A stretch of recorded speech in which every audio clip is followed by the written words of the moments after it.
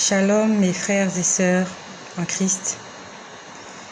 Nous sommes toujours le 18 février 2020. Je viens vers vous sous la recommandation du Seigneur. Le Seigneur m'a demandé de vous faire le partage de ma conversion. Je ne sais pas pourquoi il me l'a demandé, mais il m'a demandé de vous faire le partage de ma conversion. Nous avons commencé cette chaîne en novembre 2020. Et lorsque j'ai commencé, c'était sous la recommandation du Seigneur que je l'ai commencé. Tout ce que je fais, c'est le Seigneur qui me demande de le faire. Et tout ce que je vous dis, c'est le Seigneur qui me le dicte ou qui me le montre. Pour ceux qui sont abonnés, il y a possibilité d'aller voir les premières vidéos. J'ai commencé les premières vidéos par mon témoignage. Mais ce soir, le Seigneur m'a dit, je vais vous faire un petit briefing de mon témoignage. Et pour aider les frères et les sœurs qui ont des problèmes de connexion, je ne vais pas parler longtemps. Là, je commence, il est 35. Je vais essayer de parler une dizaine de minutes pour que tout le monde puisse suivre la vidéo. Et par la même occasion, j'aimerais vous dire aussi que certaines vidéos, notamment les toutes premières, les vidéos qui parlent de ma conversion, sont aussi disponibles sur YouTube. Vous allez sur YouTube, vous tapez « Tu vas le leur dire ». Nous avons commencé à poster certaines vidéos et ce sont les premières vidéos, là où je parle de mon témoignage, de comment le Seigneur m'a converti. Je ne suis pas née avec le don de prophétie.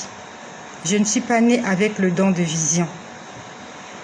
C'est venu en 2017. Et je vais vraiment essayer d'être brève en 10 minutes. Et pour ceux-là qui voudront télécharger et écouter en hors connexion, il faudra aller les télécharger sur YouTube. Parce que sur Facebook, c'est pas possible. Donc le Seigneur m'a demandé de vous parler de ma conversion. J'étais une chrétienne, j'allais à l'église. J'allais à une église de réveil. Et on va dire que ma vie n'était pas parfaite avec le Seigneur. Quand je dis qu'elle n'était pas parfaite, il y avait encore des choses que le Seigneur me reprochait. Mais je vivais dans l'ignorance. On va le dire comme ça. Parce que je croyais que le fait d'aller à l'église, que le fait de participer, c'était suffisant pour être appelé un enfant de Dieu. J'allais tous les dimanches à l'église avec les enfants. Je participais autant que je pouvais. Je donnais mes dîmes, mes offrandes. Et ça avait commencé, comme je vous ai dit, en 2017. En 2017, vers la fin de l'année, dans notre église, nous avons un programme de prière que nous appelons le Kislev, ou alors le Kislev pour certains. On en parle dans la Bible, dans l'Ancien Testament. Nous le faisons tous les 9e mois de l'année, donc le mois de septembre. Et quand la période de ce programme de jeûne et prière avait commencé, je ne voulais pas participer. Ça avait commencé là, je ne voulais pas participer. Je ne voulais pas jeûner un mois.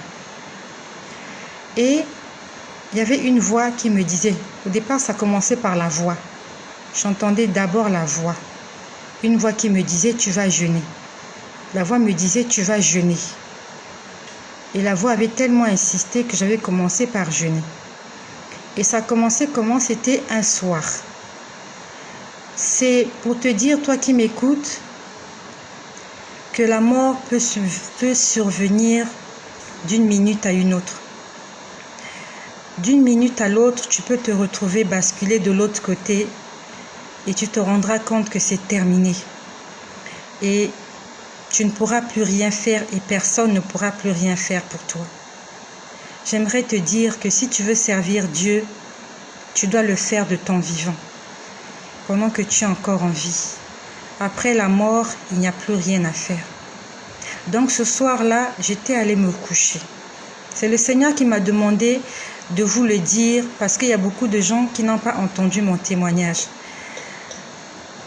Vous venez sur ce site, vous entendez des prophéties, mais vous ne savez pas la genèse, comment ça a commencé. Donc ce soir-là, je vais m'endormir comme toutes les nuits. Et je ne sais même plus si j'avais prié avant de dormir ou pas. Je ne me rappelle même plus. Et je me suis endormie. Le problème est que quand je me suis endormie, je ne sais pas vous expliquer ce qui s'est passé. Mais je me suis retrouvée dans un endroit ténébreux. Ténébreux. Quand je dis ténébreux, c'est ténébreux. C'était dans les ténèbres. J'étais dans les ténèbres. Je ne voyais aucune lumière. Tout était obscur. Il n'y avait aucune ombre. Et j'étais dans cet endroit suspendu dans les airs. Quand je dis suspendu dans les airs, mes pieds ne touchaient pas le sol. Je ne sais pas comment j'ai fait pour me retrouver dans cet endroit. La minute d'avant, j'étais sur mon lit. Et la minute d'après, j'étais dans cet endroit. Je n'ai jamais vu un endroit aussi ténébreux que celui-là. J'étais juste là. Mes pieds ne touchaient pas le sol. Et j'entendais des bruits. J'entendais des bruits dans cet endroit. C'était des bruits,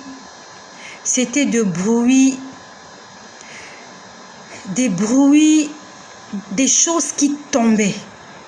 J'entendais des choses tomber. Donc j'avais l'impression, c'est comme si j'étais dans un puits. C'est comme si on m'avait jeté dans un puits et j'entendais des choses tomber. J'entendais des choses tomber. Les choses tombaient sans arrêt. Les choses tombaient sans arrêt et ça faisait un bruit comme tchou, tchou,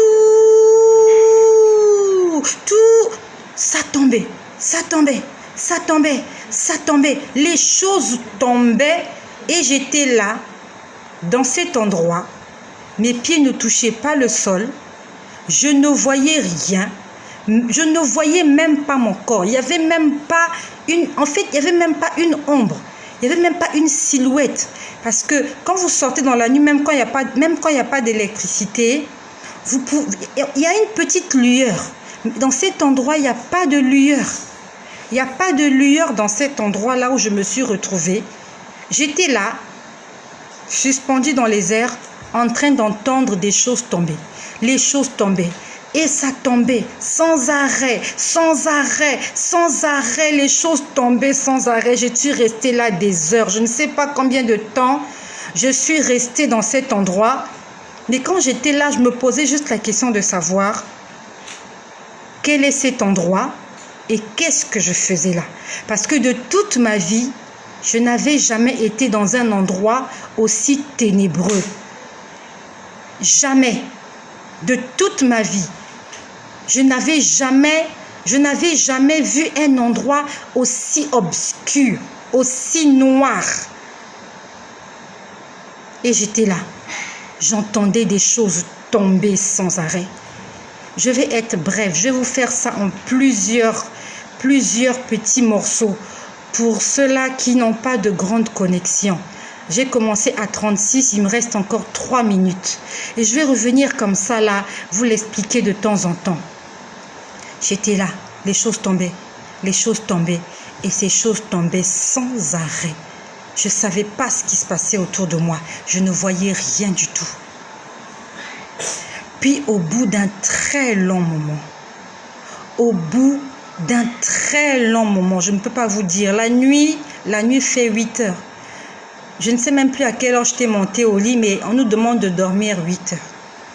Donc, je ne sais pas si j'ai fait 8 heures, je ne sais même pas combien de temps. En fait, il n'y a pas le temps. Il n'y a pas le temps. Je ne sais pas comment expliquer, mais il n'y a pas de temps dans cet endroit. Il n'y a pas de temps. Je ne sais pas comment vous expliquer ça, mais je ne sentais pas le temps. Donc, je ne peux pas vous dire actuellement combien de temps j'ai mis dans cet endroit. Je peux vous dire Si j'ai fait la cuisine, je peux vous dire que je suis restée approximativement une demi-heure à la cuisine. Mais dans cet endroit, je ne peux pas vous dire exactement combien de temps je suis restée. C'est un endroit qui n'a pas de temps. C'est un endroit vide. Les choses tombaient, les choses tombaient, les choses tombaient.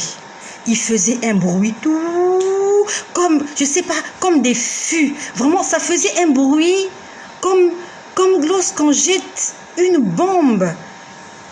J'ai vu ça dans les films.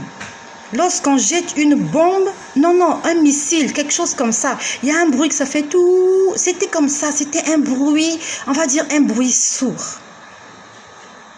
Puis après, j'ai entendu une voix. C'était la voix d'un homme.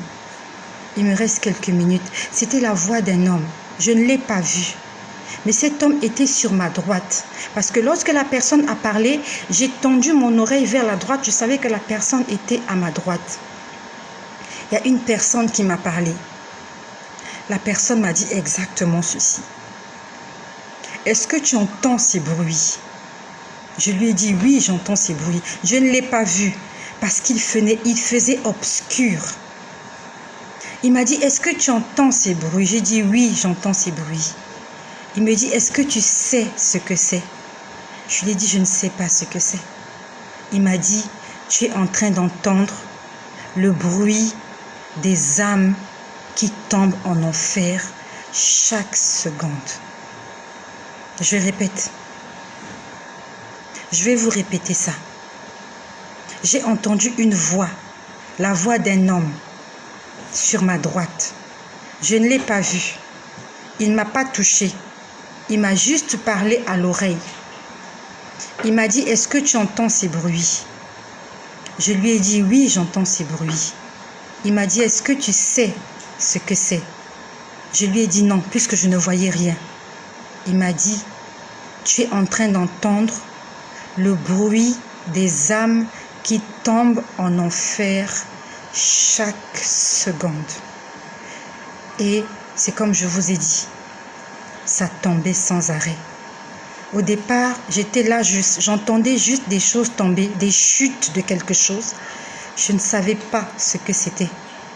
C'est la voix qui était à ma droite. Il y avait quelqu'un à ma droite qui m'a dit, ce sont les bruits des âmes qui tombent en enfer chaque seconde. J'avais réalisé que c'était des gens qui tombaient. C'était des êtres humains qui venaient de rendre l'âme sur terre, qui étaient en train de tomber en enfer. Et ça se passait comme ça, sans arrêt, non-stop. Tout, sans arrêt. Quand je vous dis sans arrêt, tout le temps que je suis restée dans cet endroit, j'ai entendu ces bruits. J'avais réalisé que moi aussi, je tombais dans cet endroit et que c'est le Seigneur qui avait stoppé ma chute. J'aimerais te poser la question ce soir. Si tu te retrouves de l'autre côté, est-ce que tu vas tomber dans cet endroit? Ou alors c'est un ange qui viendra te chercher? Parce que moi j'étais chrétienne, j'allais à l'église, je donnais mes offrandes, je donnais mes dîmes, je jeûnais, je lisais ma Bible, je priais. Mais ce soir-là, j'étais tombée en enfer. Je vais revenir vers vous pour la suite de mon témoignage. Soyez bénis et surtout réfléchissez à la vie après la mort. Réfléchissez sur l'endroit où vous allez passer votre éternité. Si ce partage a touché ton cœur, ne le garde pas pour toi-même. Partage-le à quelqu'un qui en a sûrement besoin.